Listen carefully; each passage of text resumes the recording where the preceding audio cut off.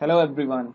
Uh, as we all know that the UPSC prelims examinations are over and everyone is speculating about the cutoff or predicting how much cutoff will go. So I have also tried to do that, and it's totally just because everyone is not in the mood to study right now. So it's not very useful, but still I tried. So let's see. So paper 2 is qualifying right now. So that means that 33 marks only are needed. Paper 2 this year was 200 marks. So you need to get 200 multiplied by 33%. That is 66 marks. If you are getting 66 or more than that, then only you will be considered for mains. So this is extremely crucial. You need to get 66 or more than that. But paper 1, that is general studies, is very dicey this year, and this is the deciding factor. So let's try to get the possible cutoff. Okay, so first we will see the factors which are favoring high cutoffs, because everyone is many people are saying that cutoff will go high, some are saying that it may go really low. So we will see. So these are the factors which are saying that cutoff should go high. So first is that easy paper. There are many factual questions, and according to various aspirants, around 30 to 40% of the paper was very straight and direct, which will be correct for almost everyone. Means since we are saying that everyone, we are telling about serious candidates who have prepared, who have read the basic books as well as the normal general studies. So for them, on average, 40% questions will be correct at any cost. So these were the really easy questions. The second factor which is favoring high cutoff is that people prepared hard this time because they did not had to worry about CSAT. CSAT is only qualifying, so why should they prepare for CSAT? So they just prepare for general studies, and which resulted in a little bit of good preparation and better marks this year. Okay, then another factor is that reduction in intake this year. This is extremely crucial because official intake figure is 1129 in 2015 and 16, while last year in 2014-15 it was 1291. So you can see that around 1100 seats have been reduced, even more than that. And when I will tell you the maths, exact maths, when 1291 was intake, 16,933 candidates were qualified for mains. But since now it has been reduced to 1129, so we will see how many will be called this year. So 1291, 16,933 is 13.166 times of 1291 vacancies. So officially UPSC also says that it will call 12 to 13 times number of vacancies, but generally it calls more than 13%, 13 times. So if you multiply to allow 1129 by 13.116, so it comes out to 14,808 candidates approximately. So you can safely assume that around 15,000 or 14,800 people will be called this year for writing the mains examination. So that is a huge drop of 2,125 candidates, which means that it will increase the generally expected cutoff a little bit higher.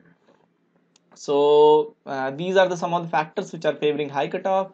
Okay, then we will also see the factors which are favoring lower cutoffs, because it's not always same, means everything is not positive for high cutoffs. First is that dicey question paper and with no definite answers, because even the coaching classes and so many coaching institutes, they are not coming up with a single solution for more than one question. There are around 10 questions in the paper which are having more than one answers according to different answer keys.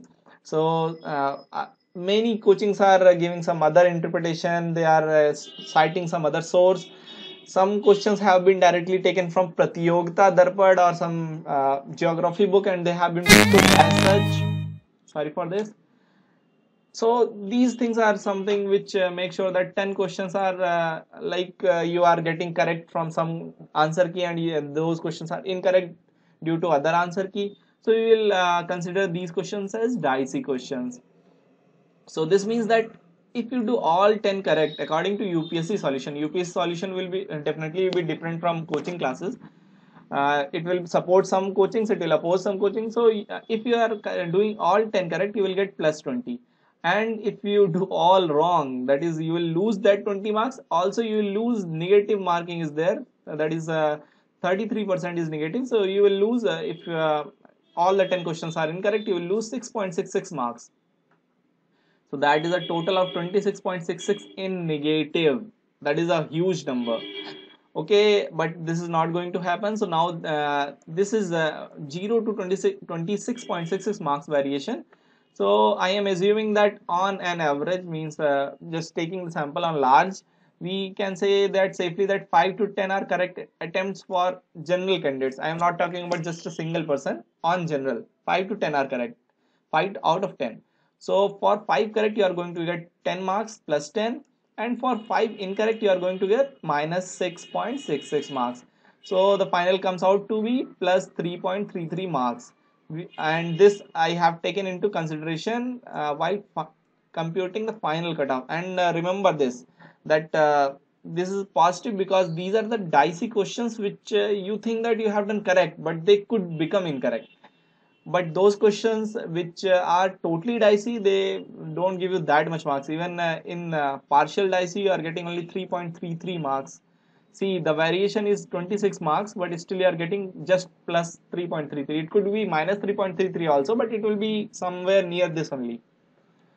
Okay, another factor, important factor is end of CSAT era. This is a extremely crucial factor which is going to be the deciding factor this year for final cutoffs. So you can see that last year cutoff for general candidate was 205 marks exactly. And if we just divide it by 2, it comes out to be 102 for GS and 102 for CSAT. But this is not the exact picture, because what exactly happened is that people generally get those people who are good in maths and English, they generally score very high in CSAT, but getting 102 marks in general studies is really difficult. So I will tell example that many people used to get good marks in CSAT and qualify. For example, the biggest example is All India rank 1 Ira Singla ma'am, who got only 70 marks in general studies and 136 marks in CSAT. So that making her qualify as general candidate with final 206 marks. You can see that 205 marks is the cutoff. So she is getting qualified just by getting 70 marks.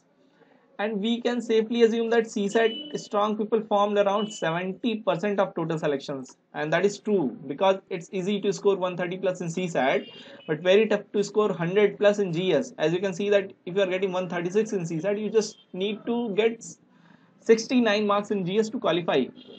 That is means like huge. So let's do the calculation for general category. So let's say 30% of the CSAT people are extremely well in GS2, and this is actually true because the people who are good in CSAT means they have good brain, they are means extremely quick learners, so maybe they are good means they can study these general studies books also and they can get good marks. So that means that these people are going to get selected anyway. 30% of CSAT, I am saying that 70% earlier used to get selected anyway, but now 30% of them will surely get selected, and 40% of rest of the people who are strong in CSAT but not that strong in GS, they have to compete with regular candidates who are only good in GS this time. So, and also remember that I am not taking into account the 30% of exceptionally well general studies candidates, because they earlier also they used to get like 120 marks or 130 marks in GS despite whatever the paper difficulty level is, and still they used to qualify even if they are getting 100 marks in CSAT. So they used to qualify earlier also. So 30% of GS exceptionally well GS candidates are used going to get qualified. 30% of CSAT people who are really good in GS are going to get qualified. But the question comes on this: the 40% of seats which are remaining, and this 40% of seat is a huge number. So there will be a possible trade-off, and cutoff won't go extremely high. Means it's not like it will go beyond 102 like last year. Although we have seen that paper is a little bit easier, but I have taken that into consideration. So let's say this is the fact that 14,808 seats are this year, and let's assume that around 4,000 are reserved for high GS scorers, 4,000 reserved for high CSAT scorers who are equally good in GS. So the remaining 6,800 seats are still remaining, which will be a trade-off between general studies and CSAT candidates. And remember that many people just who are good in banking and banking exams, or who have prepared very good for this particular exam, SSC, so they are really good in maths and English, and they just really score well. So this is the huge margin where we have very dicey situation. It could be anything. So I this is the final conclusion, that cutoff not going to get much higher. So this is the concluding remark for from my side. So 40 easy questions. So let everyone gets 80 marks for that. Means I am assuming that everyone who is serious candidate. But then here the picture comes. 10 dicey questions. So we have done the maths. So 3.33 marks only for that. And the remaining 50 questions which you don't know and you just have guessed work, because many people just leave those questions. Some people do the guesswork. So but the thing is that when you do just guesswork, so it's highly unlikely that you are going to get very good marks, because even in dicey paper you are going to get only 3.33 marks extra. So for 50 questions which are 100% dicey, I have added 10 marks extra.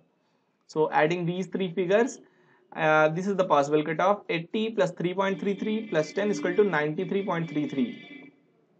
This is the most probable cutoff that is going to happen this year.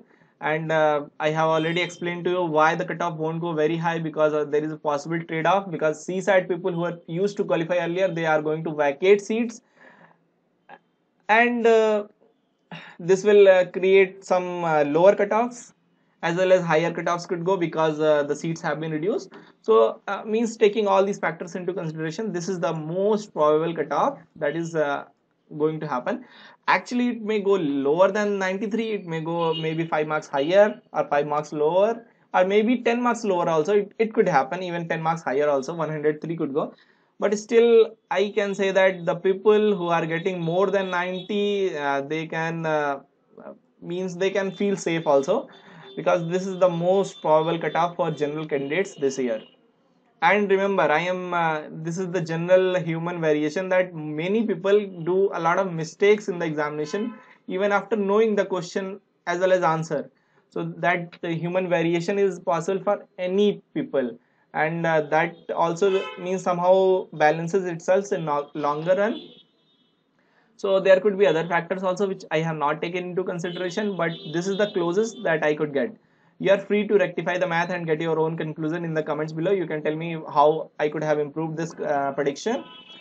And also finally I want to say this, that anyway all these are speculations, and I did it because there are so many discussions happening on forum IAS, and people are worried that how much the cutoff will go. So I did this video, and I would request all of you to prepare for mains irrespective of your expected marks in prelims 2015, because my friends, you never know what's going to happen after 40 days when results are out. You can never say that this was the cutoff and I was getting only 85 marks and still I am qualified, and I don't because I wasted my 40 days, I don't know how I will give my mains examination. So that's why prepare for mains, start mains preparation, because last time 230 was the expected cutoff from all the coaching institutions.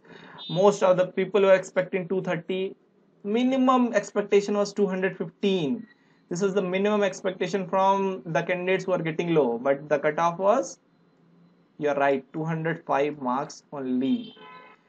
So my friends, just start preparing for mains. If you are even if you are getting 85 marks, don't worry, cutoff could be anything. It could be plus minus 10 within the range of 93 plus minus 10, that is 83 up to 103. It could be anything, and that has been proved in surveys also. So that's all for this video, and thank you, and you can have your discussions in the comments below. Thank you.